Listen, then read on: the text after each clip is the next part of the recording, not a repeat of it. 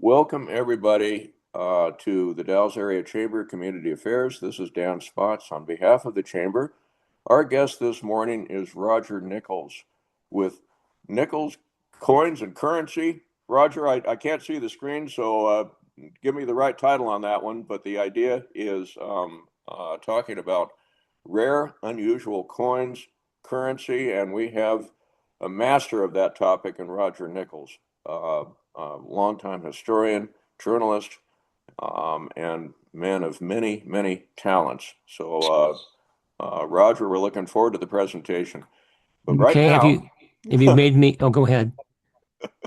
right now, I'm going to go around the Zoom table, and I can see people's names. I just can't see any faces. So it's a weirdness in Zoom this morning, but I can still go around the table and ask people to identify themselves, their organizations, and any updates going on. So I'm going to start with Trish Neil, and then I'm going to go to Scott McKay. So Trish, tell us what's going on. Good morning. I'm with Legal Shield. I've been a long-time member of the Chamber. Exciting news for Legal Shield is that we are now open in Puerto Rico, and we now offer our legal plans with translation. So if you speak French, Russian, 256 different languages, there's a membership for you that will give you access to an attorney. And so I'm really excited about that. And we have new business plans. So I'm going to put my contact information in the chat. Thank you. All right. Thank you, Trish. Scott McKay, and then Julie Reynolds. Scott McKay, volunteer for Circles of Care and the convener for a dementia-friendly Wasco County partnership. And I don't really have anything to report, but I was just thinking, Roger, you're real friends of those who are willing to get up at 7 o'clock in the morning to hear you. So you got your friends right here.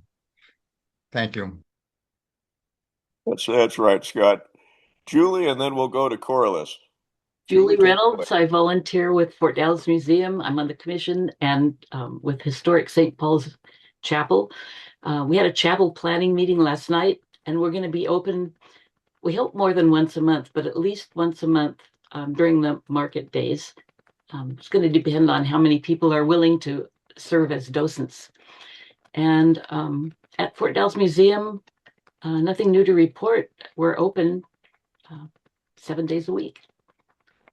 All right. Thank you, Julie. Corliss, and then we'll go to, let's have Michelle Spatz on here. So Corliss, take it away, and then we'll go to Michelle. Good morning, everyone. Corliss Marsh here with Habitat for Humanity, the library, and the Senior Center. Just happy 4th of July to everyone. Come to the parade. I'll be in it. All right. Thank you, Corliss. Michelle, and then we'll go to Eileen. Hi, I'm Michelle Spatz. Dan and I just celebrated our 31st wedding anniversary, so yesterday, so yay for that. And I serve on the Adventist South Columbia Gorge Board. I hope you've heard that Water's Edge is reopening. We have sleep medicine, internal medicine, ear, nose, and throat clinics back up and running there, and working on getting the other clinics back up and running, but the building sustained such huge damage that it's going to take a little longer than we had hoped, but we're getting there. So appreciate your patience on that. And I'm here for Roger this morning. Thank you, Michelle. Thank you for the update. Eileen, and then we'll go to Joe Dabalskis. Good morning, Eileen White with the Dalles Farmers Market. We're having a great season.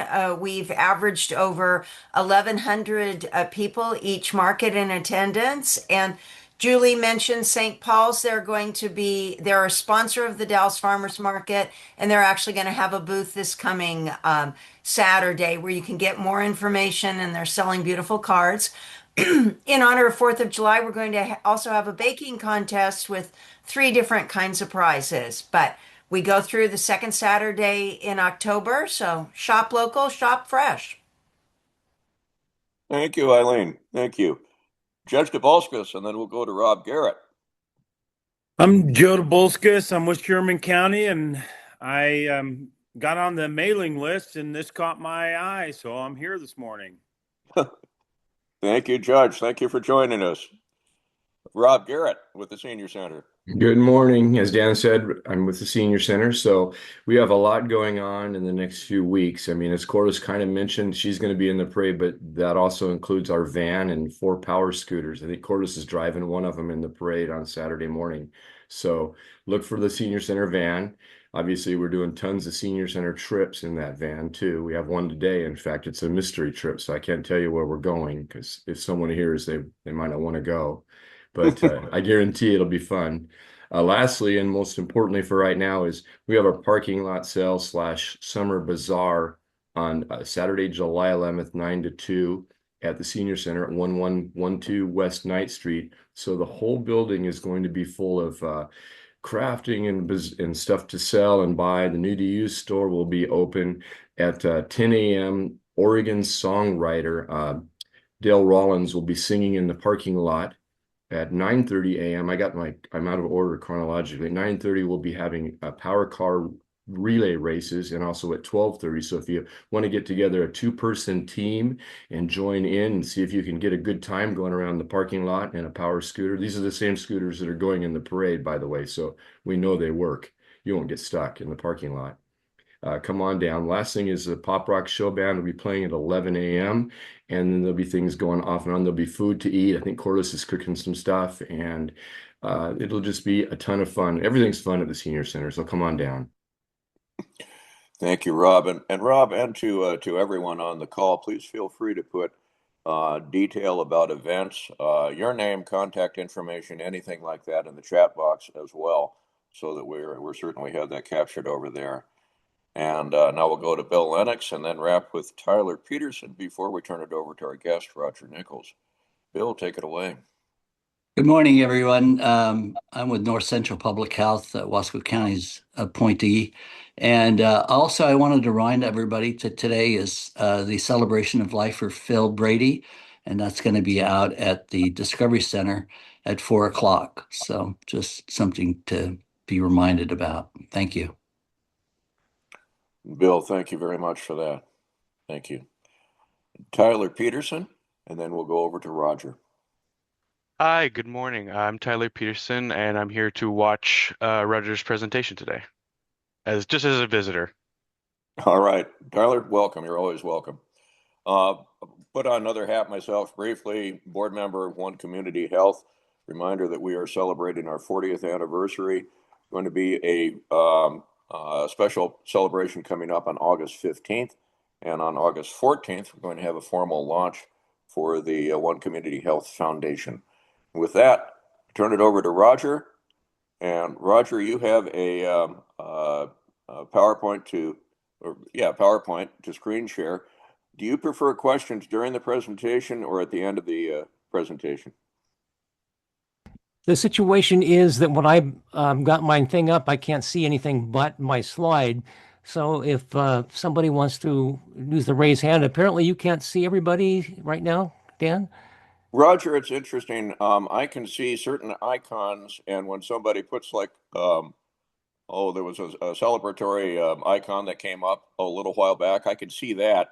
So, folks, go ahead and raise your hand if you have a question. I think I'll be able to see the icon, but also put a question in the chat box. I can see the chat box. So, again, it's a technical issue on my side. I can see myself. I can't see anybody else, but I can see names and icons. It's weird. It's Zoom. Whatever. Okay. Roger, go ahead. Have you made me a presenter as well, so I can screen share? Yes, indeed.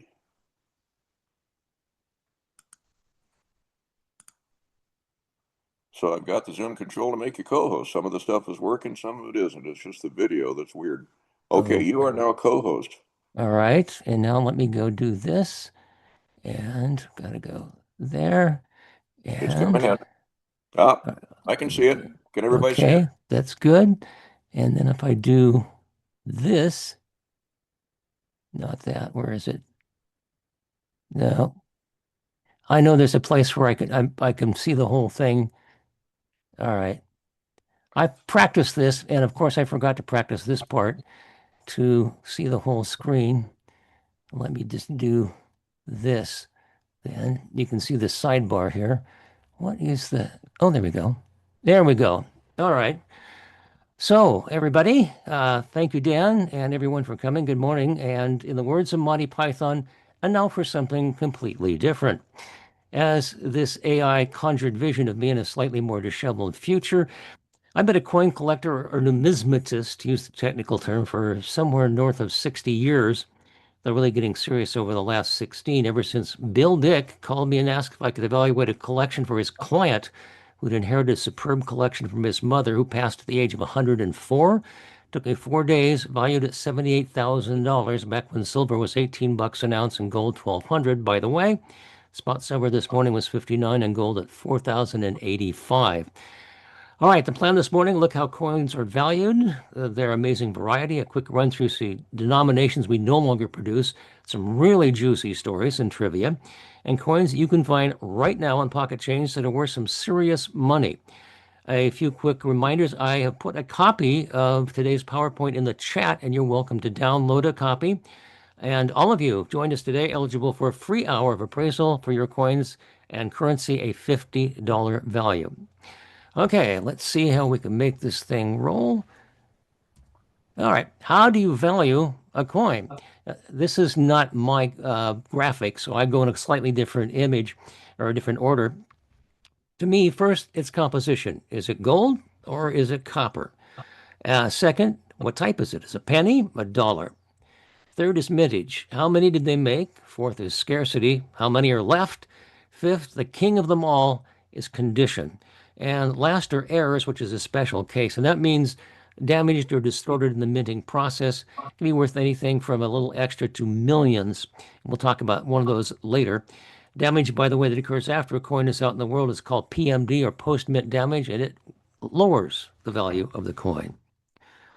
So coins are rated on the 70-point Shelton scale. The lowest and unreadable is number 1. 70 is flawless. It's only a year older than I am, developed by Dr. William Sheldon in 1948 to standardize conditions across the spectrum.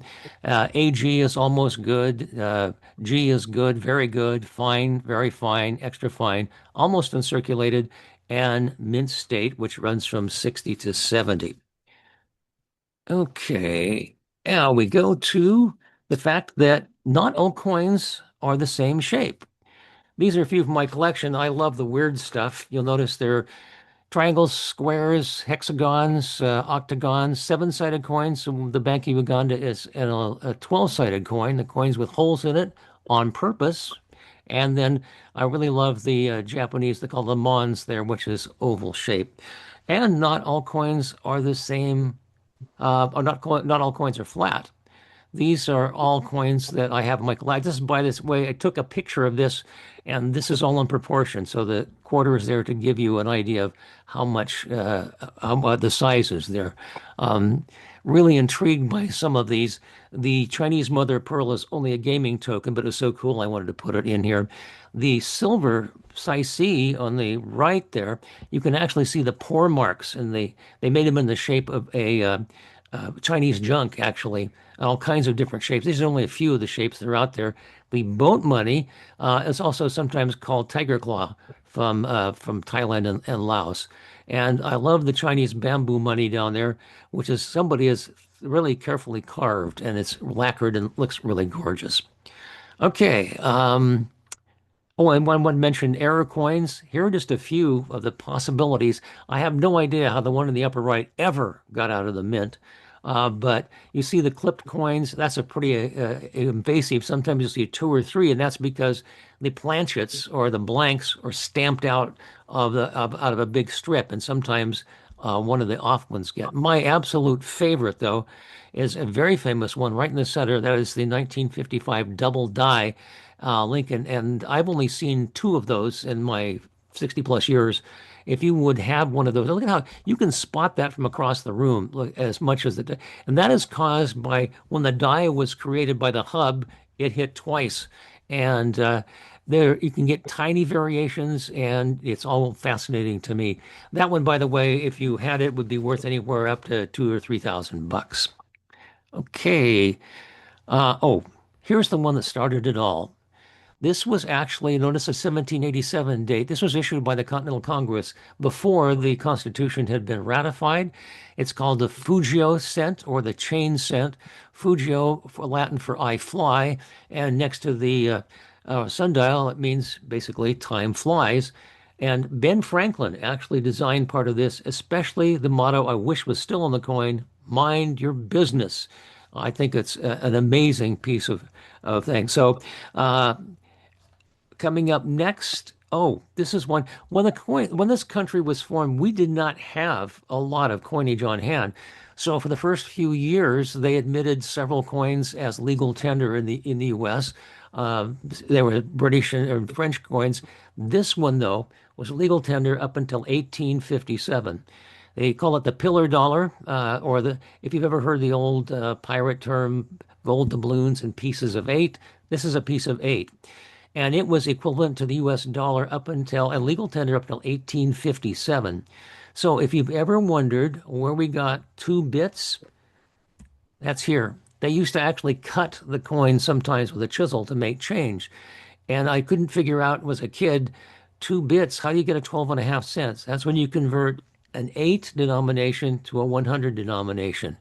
And by the way, if you find one of those smaller ones, it's quite a bit. The one here is probably $150 worth. Now look at some other obsolete coins that we don't make anymore. And look at the size of the cent on the left. This is why it's all proportional. And by the way, for purists, the U.S. has never made a penny, not once. Everything is labeled cents. British made pennies, which is why we still call them pennies. No longer make them, but that's another story we'll talk about. But if you wonder why the half cent on the right is larger than the cent, it's because it was the half cent at the same time that what they call a large cent is on the left. The first small cent was the Flying Eagle, which was only produced for a couple of years. Then they went to the Indian head, and then to the Lincoln, which they started, by the way, the Indian head started in 1859, and they overlapped the Indian head 1 year in 1909. That was the first year they started the Lincoln because it was the 100th anniversary of Lincoln's birth. And now the 2 cent piece in the back, I used to carry a 2 cent piece in, so I said, here's my 2 cents worth. It's a lot of fun, and they're not terribly valuable. Get one for 20 or 30 bucks. Kind of fun. Also, they made other sizes, a 3 cent piece, but not only 3 cent in silver, but 3 cent in nickel. And those both, you'll see by the years that they overlapped for a time. The 3 cent piece was ideal because stamps for many, many years were 3 cents for first class stamp. And in those days, no TV, no radio, no internet, no telegraph, even in the early days. That was what people did is they mailed letters to each other. And we should probably do more of that later. Also, you notice that before there was a nickel, there was a half dime. And all of those, by the way, are proportional to the sizes. The 3 cent silver was the smallest coin the U.S. has ever made, and people used to call it a fish scale. It was always getting lost in people's pockets, but they made it for a long time.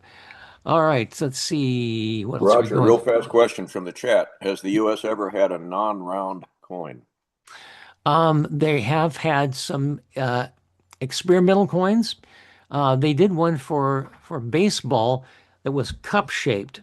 Yes, it had a baseball mitt on one side and a baseball on the other. So the baseball was a little protruding, as it were.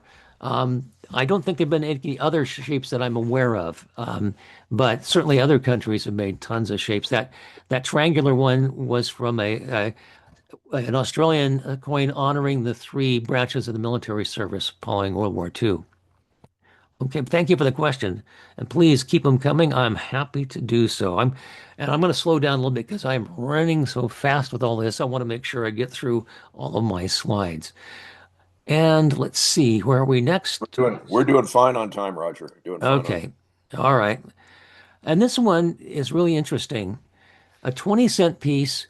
They only made it for 3 years because everybody hated it. Now, it came into being because one of the senators said, we have a $20 bill, we should have a 20 cent piece. I don't know where that logic comes from. But look, this is our actual sizes by comparison. That's how close it was, and the same design on the front, the obverse as we call it technically. That's different on the back, but it did not last long. And by the way, that's a pretty expensive coin these days, in the hundreds if you want to grab one. Also, there were some gold coins. I'm only showing the ones that we don't make anymore, including this one. Yes, the $3 gold piece. Now, here's the logic on this. This was to enable you to easily buy a sheet of 100 postage stamps. And yet it lasted for a number of years. Well, it was gold. People like gold. And one of my favorites. This was intended as a pattern coin. At that time, there was an international conference and they tried to stabilize everybody to have a gold coin of the same size based on, at that time, the 20 franc French coin. And so this was a sample that they made.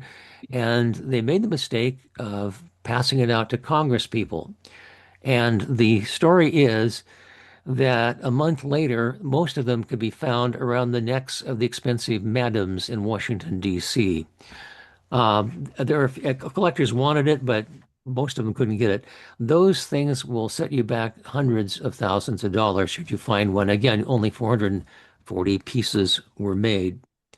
And currency didn't stop with a $100 bill. Excuse me. These were made up until, well, there are a lot of denominations higher than 100 up until 1969 when Mr. Nixon took all of the larger bills out of circulation.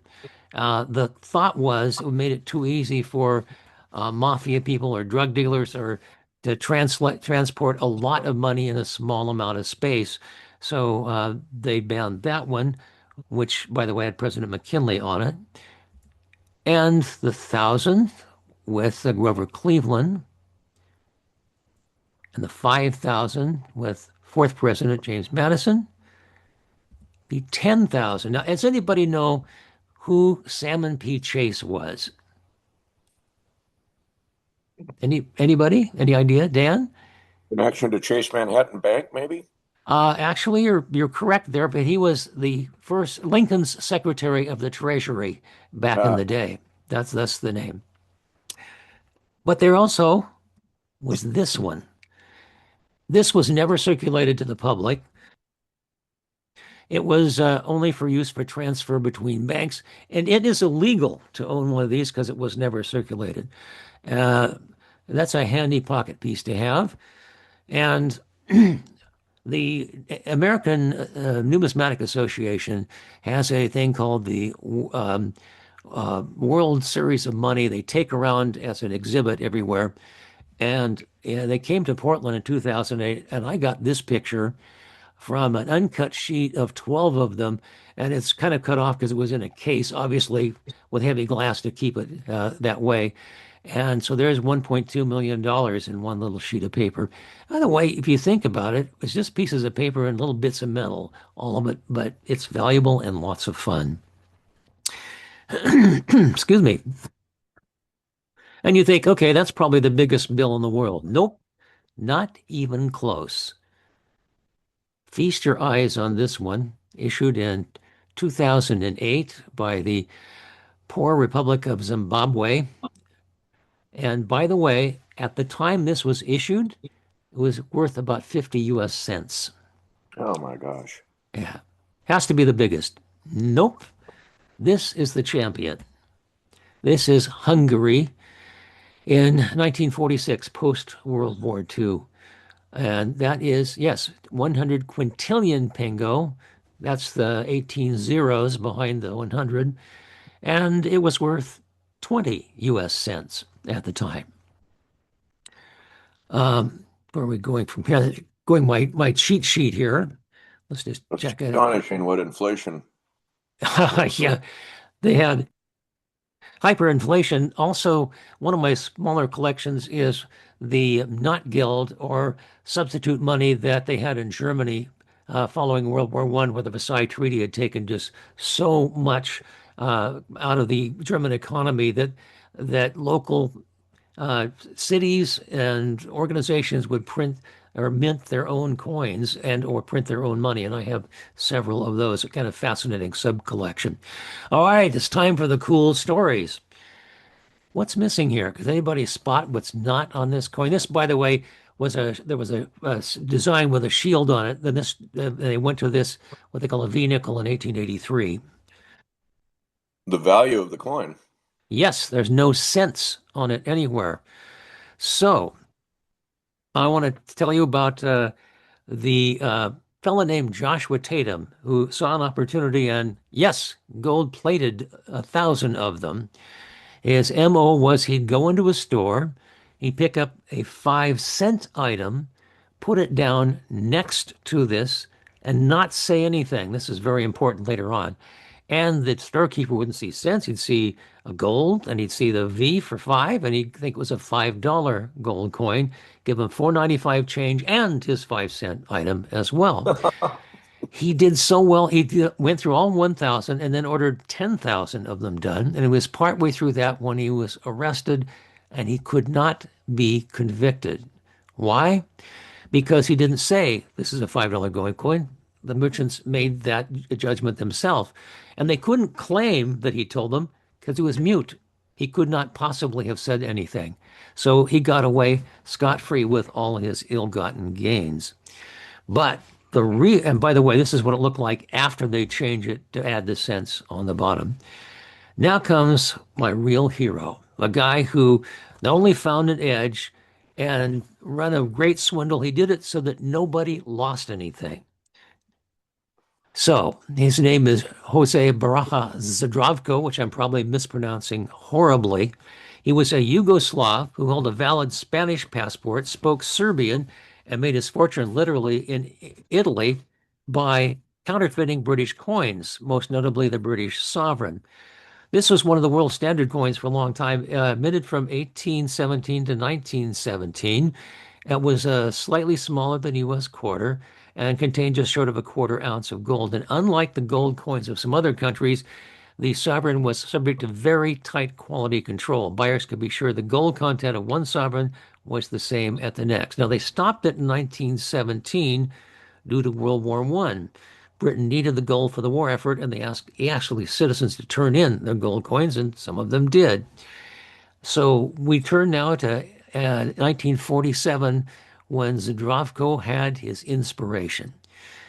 Britain had gone off the gold standard in 1931, so the coin was no longer legal tender.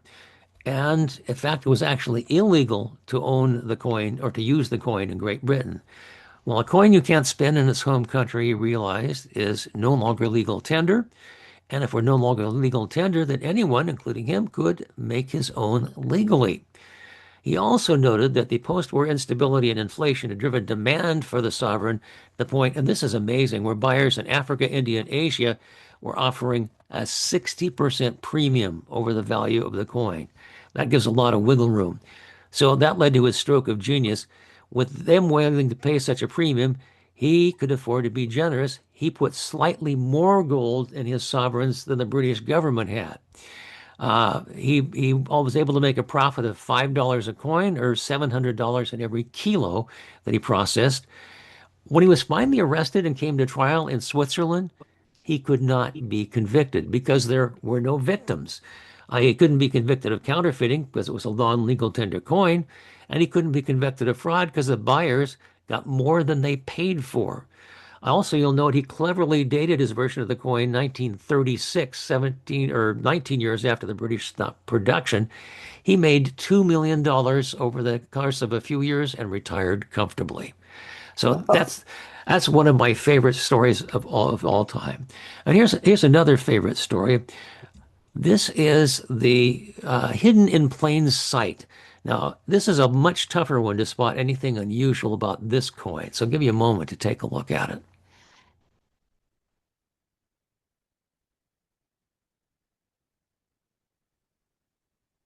Anybody got any ideas? It's hidden in plain sight because it's Morse code around the rim of the coin.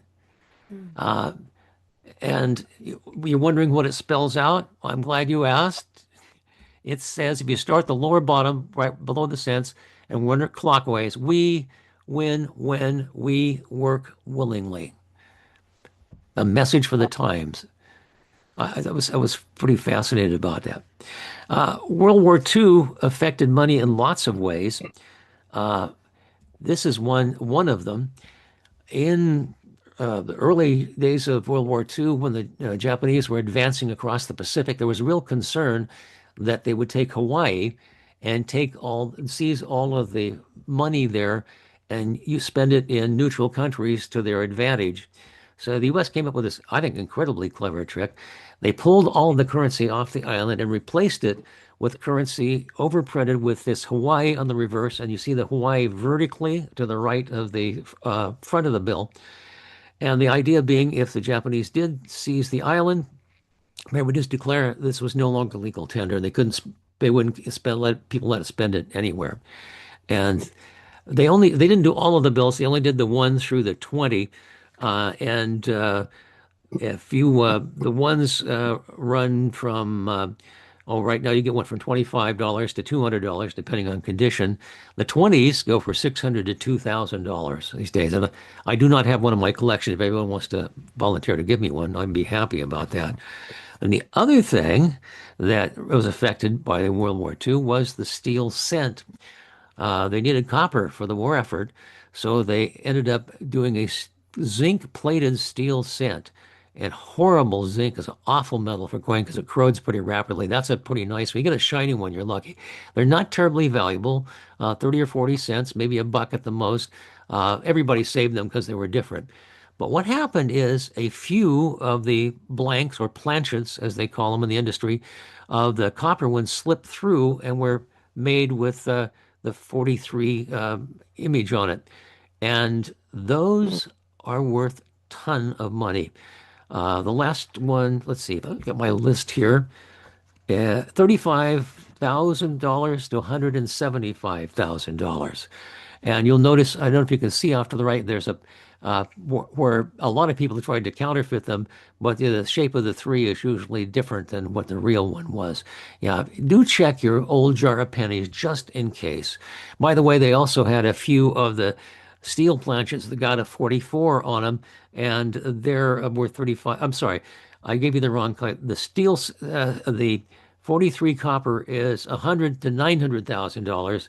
The reverse of it, when you have the steel that was 1944, is $35,000 to $175,000. So it's always careful to check your pocket change. Now, it wasn't just the penny. The nickel was affected too. They were 35% silver. And the nice thing about that, it's real easy to tell because unlike the ones before and after when the mint mark was on the front around the rim, they had a really large one in the reverse above Monticello.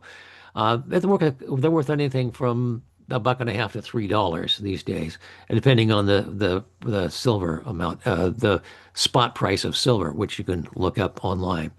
They're pretty fascinating to collect. Now they did it in the middle of 1942, so some 1942s are not silver, but they don't have the big mint marks on the back. And by the way, this is probably the first use of the P mint mark for Philadelphia, others being San Francisco and Denver. Philadelphia being the grandpapa of all the mints, always took the tack that we don't need to put a mint mark because we are the mint. Everybody else are branch mints and they need to put the mint mark. Now that has changed lately. A lot more coins these days have the P mint mark on it. Let's see. Roger, I'd never heard that. I didn't know there was a mint in Philadelphia, probably because you never see the P. Yeah, that is the mint. By the way, as long as we're talking mints, there were others early on. Prior to the Civil War, there were mints in Dahlonega, Georgia, and Charlotte, North Carolina, that made only gold coins. Some gold discoveries in those regions. The New Orleans Mint was the only mint that was established before the Civil War that went back into service after the Civil War, and then later the Denver Mint. But the real mint, this is there are 2 others that I want to mention. One is if you look at a CC for Carson City, Nevada. Those are the valuable ones. If you have a Carson City silver dollar, you just add a zero on the value of it for the other ones. And then more recently, we'll get to that in a second, is West Point with a W. And some of those you can find today and are worth money. Right now, I'd like to talk about two coins that have dual citizenship that are both foreign and domestic at the same time. Anyone take a guess at what they might be? Not Gotcha. here. It's a bit Anybody? of a conundrum. Here's one of them. The Kingdom of Hawaii, which is both U.S. and foreign in one sense. King Kamehameha united the Hawaiian Islands in 1795, and his descendant, King Kalakua, issued a whole set of coins in 1883, all silver, dimes, quarters, and halves, and minted by the San Francisco Mint for him. And that didn't last long because 1893 there was a bit of a takeover, and the U.S. government seized control of the islands after some problems there. At least there were supposedly some problems there. That is still under some concerns. Those will run you anywhere from $50 to $25,000, whether it's a dime, quarter, or a half, or a dollar. So those are worth having. I have one in my collection. It took me a long time to find one because they may not be hugely expensive, but they're pretty scarce.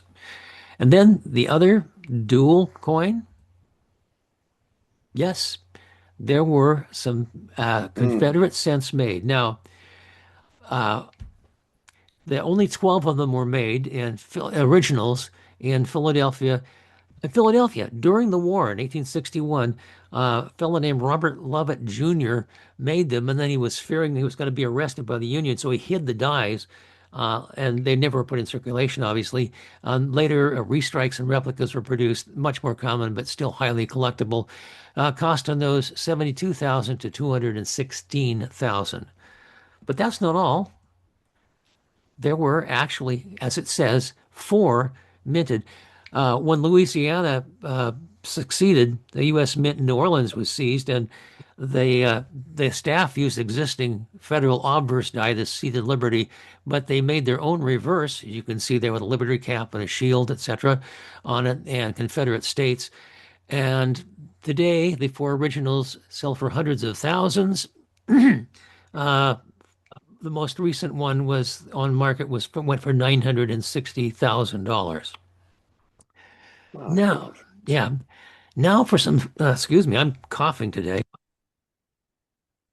Now for some stuff you can actually find in your change right now and is worth some serious money. Sacajawea dollars. Now, very special ones. In 2000, the U.S. Mint, by the way, the U.S. Mint makes money in more senses because it costs less to make than what the value of the coin. And anytime they can get people to collect them and stuck them away, they're ahead of the game. Now, they went to the Sacajawea dollar in 2000 after the Susan B. Anthony was a bit of a bust. It was too close to a quarter in size. And as a matter of fact, I used to go to the bank and get rolls of 50-cent coins, and half the time there'd be one of these, some of the Susan B. Anthony stuck in there because it was the wrong size. It was too big for the quarters, but it would fall through the 50-cent slot, and I'd get a whole 50-cent profit off of that. Let's see what else. Oh, so they thought, well, okay, maybe it's because it's the same color. It's too hard to distinguish from the color. Let's make it a different color. So it's got these new Sacajawea dollars that came out in 2000, have a copper core with a manganese brass outside plating. And they thought, well, let's promote this. And so they got a hold of General Mills. I'm not sure whose idea this was. And they made 5,500 of these and put them in little cellophane wrappers in the millions of boxes of Cheerios produced that year. Now, if you got a coin in a cereal box, you would assume it was basically worth regular value and you wouldn't spend it. It's too bad if you did, because when they went to the regular Sacajawea, they made a change. You notice I'm sorry it's blurry, but this is the best picture I've got of it. The regular dollar just has these rather plain tail feathers and wing feathers. but they're much more detailed. They've got the ribbing on them on the Sacajawea Churi's dollar. So if you should happen to run across one of those these days, anywhere from $1,000 to $11,000, and the high end of that is you still have it in the cellophane wrapper. So, and they're only from the Philadelphia Mint, so you might check your 2,000 Sacagaweas for that. Much more recently, the W for West Point quarters. So in 2019, 2020, this is the mint promotion. They minted back ever since the state quarters came out, they meant 5 different design quarters every year because they collect and they hide away, and it saves money for the government. And they make a profit on that because people buy them at a premium, even from face value from the government, directly from the mint, and it's all profit for them. So they said, okay, we're going to make 200 million at each of those 5 quarters. Let's make 200 million. Let's make 2 million of them with the W mint mark. And for the 2020, they added the V75 privy mark for the 75th year of the end of World War II. So if you run into one of those, and do search your quarters because they're still around. Roger, where does the V75 show up on the? Oh, I see it on the left side, left edge. They have it expanded there so you can see it. Yeah, and one of those in circulation, which you can still find today, 15 to 20 bucks. And if you have a higher, they can go into the hundreds for the higher values on it. And they're both the same, whether they're 2019 or 2020 in terms of value. I always prefer the 2020 because I like what they call the privy mark, the V75 on it as well. Those are things to watch out for in your change. And here's the one that really, really gets me. This last week, the Mint announced a special quarter that they would said will be in the banks by the July 4th, in the banks right now, but they're only making 250,000 of the 200 million, and only one of the 5 quarters that they did that. And it has that July 4th privy mark on it. And that is, like I say, 8 times more rare than the W quarters. You can go to the bank right now, and if you're lucky, because it's only 250,000 out of 200 million, and get one of these. The very first one has already been sold on eBay for 500 bucks. So do check your pockets. Go to the bank and check your quarters. And you got any of those new Declaration of Independence quarters there? I'll take a whole roll of them, and you can see what you can find. And that's basically what I've got today, and I'm here to answer. Oh, a couple of things I want to mention. What do you do with the pennies? They've stopped making the pennies. How are we on time? I haven't got a handle on that. Oh, we've got 15 minutes, Roger. Okay, all right. Well, a couple more things, and I'll take lots of questions. What the U.S. stopped making pennies last year, and back in 1982, they switched from 95% copper to 97.5% zinc with a copper coating on the outside. And because it was costing 3.9 cents of copper per penny for the 1 penny. So there are people who are hoarding the copper pennies, which means all of the wheat pennies from 1909 to 1958, and all of the memorial pennies, Lincoln back memorial pennies from 1959 to 1982. And the reason for that is because of the copper content. And by the way, since they switched in the middle of the year, you need to get yourself a little gram scale for 20 bucks and weigh all of your 1982s and separate the ones out from the copper from the zinc. It's 3.1 grams for a copper and 2.5 for a zinc. Now, the thought is that there is a law that was passed in 2005 that says it's illegal for you to melt down not only pennies but nickels, which actually have more value than nickel and a nickel's worth these days. But they're thinking that with the ceasing of production of regular issue pennies, by the way, they will be making special ones for mint sets, that the government will relax that, and the people who have been hoarding these stacks and stacks and barrels of these copper coins will quadruple their money because they got it at face value. I don't know that I would worry about that anytime soon. But also, you can still spend your pennies. They'll be around. They'll be around for a long time. Canada stopped making pennies, or cents. I'll be honest, they're cents in 2012, and there's still plenty of those around. So, and they still are legal tender, and you can still use them and deposit them in the bank or buy things with them. Now, the other question that people have had is, what about this $250 bill with Trump's face on it? Don't think it's going to happen. It's been proposed, and I was going to get a picture of it. I forgot to put that on there. And by the way, the one that's proposed is at the grumpiest expression possible, which I think is probably accurate. But in order to put a living person on a piece of currency, you'd have to violate 150 some years, because the last person to be a living person to be on currency was Lincoln in 1961, and he stopped the practice. 1861. Yeah, and it would hit, and the president can't declare it. The secretary of treasurer can't do it. It has to take the approval of Congress in order to put a living person on the money. That's not going to happen given the current situation, I do believe. Even the people who are supporters of the president think that's a bit too much to have, because that's what kings do, and put their portrait on the money. What else was I guess that's what the other things I was going to mention. I'm open to questions of all kind, of any sorts.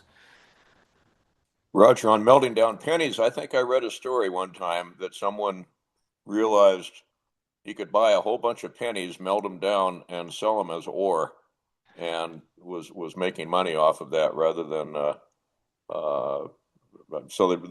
another reason they passed that law. Eileen, you have a question.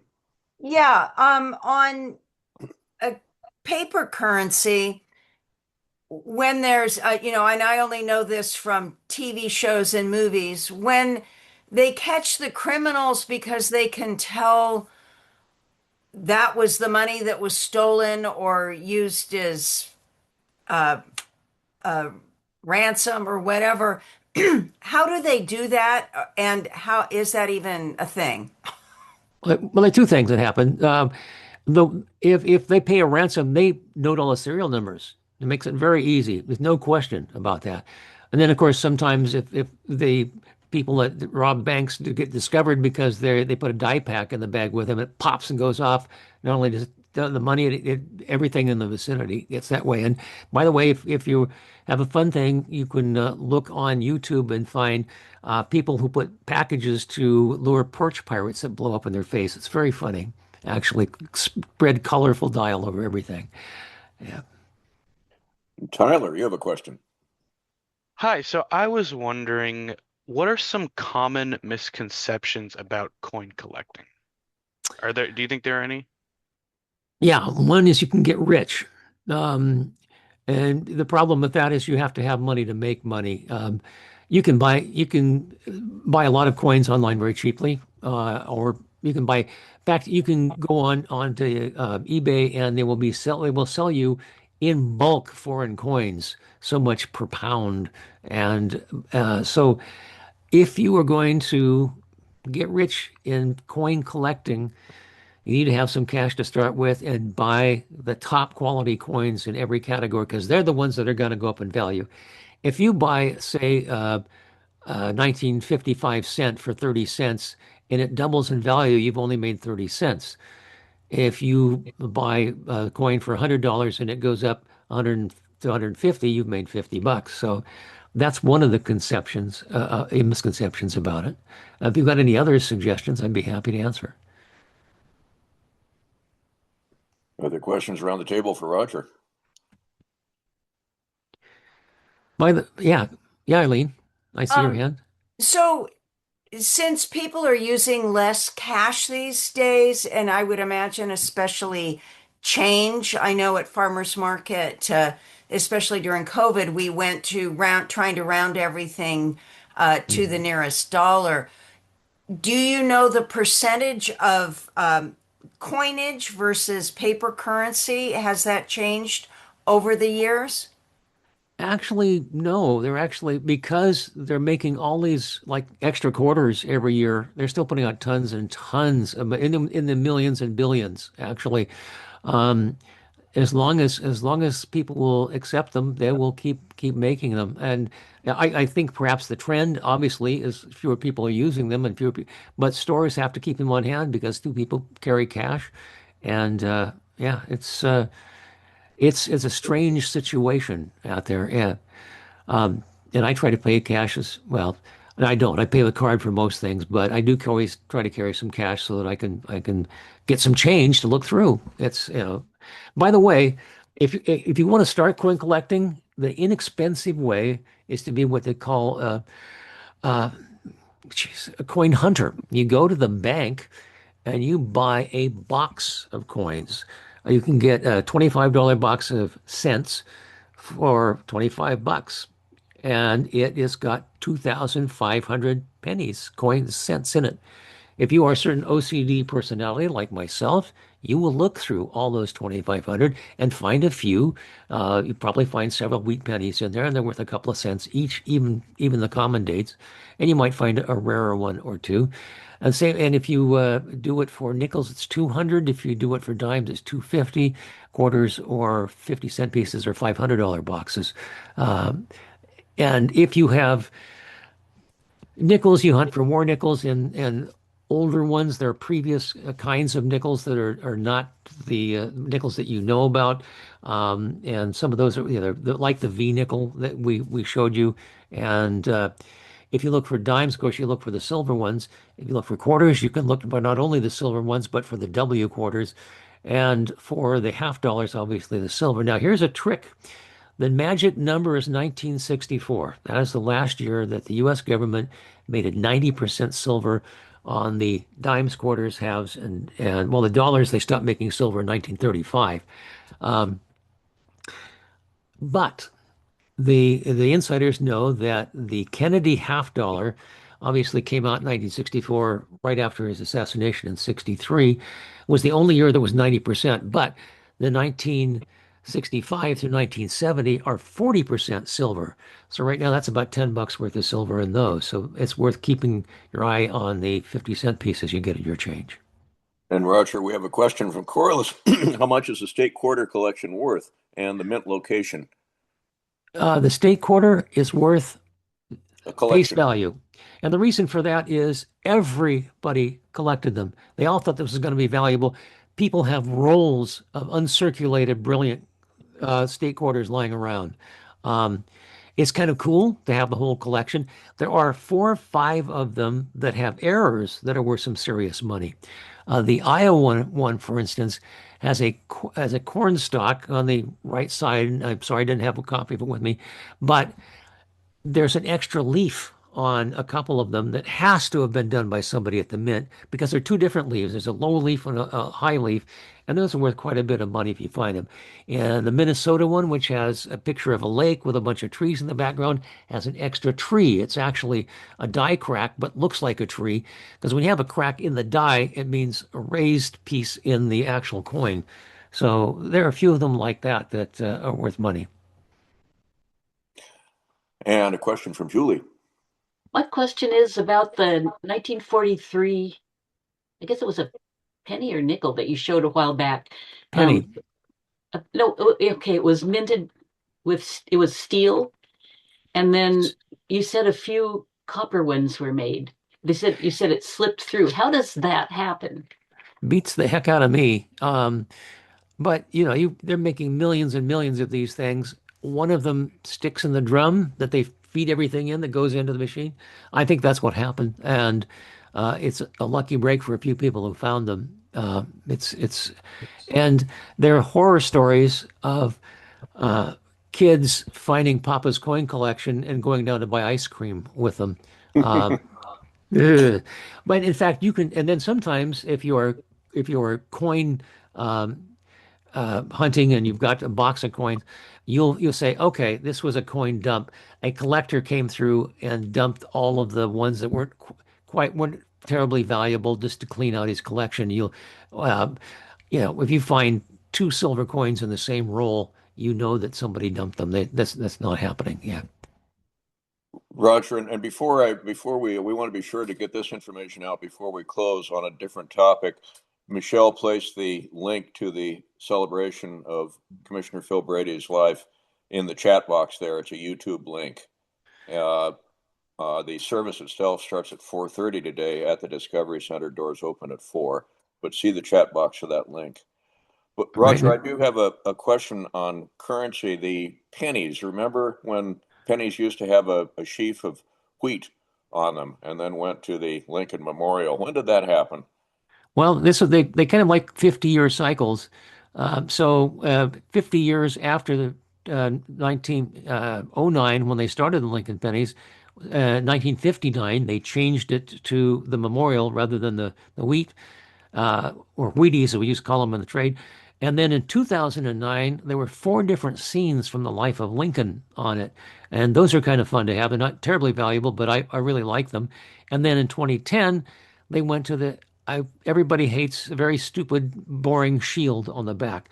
And that's up until they stopped making them. So, yeah. Oh, and by the way, when you're talking about the chat, I put a link to this PowerPoint in there. You're welcome to download it and get all the images yourself. I didn't know you could do that. I happened to look, and they said, yeah, you can do that. So download it now if you want. It takes a minute or two because it's pretty good size. Roger, you have that in the chat box? Yep. Oh, I see it there. PowerPoint in the chat Yeah. box, and that will drop in. Okay, great. Other questions for Roger before we wrap here? If not, I'll give you back a couple of minutes of your day. Roger, our guest this morning, Roger Nichols, Nichols and Cents on coins and currency. The presentation will also be, it has been recorded, of course, and will be on the Chamber website. But Roger, thank you for a fascinating presentation. This is cool stuff. So anyhow, everyone, on behalf of the Chamber, enjoy the rest of your the weekend, and I'm going to go back and try to figure out what's wrong with my Zoom. So take care, everyone. Thank you. Thank you, Roger. Thank you for your presentation, Roger. Yeah, it was great. Thank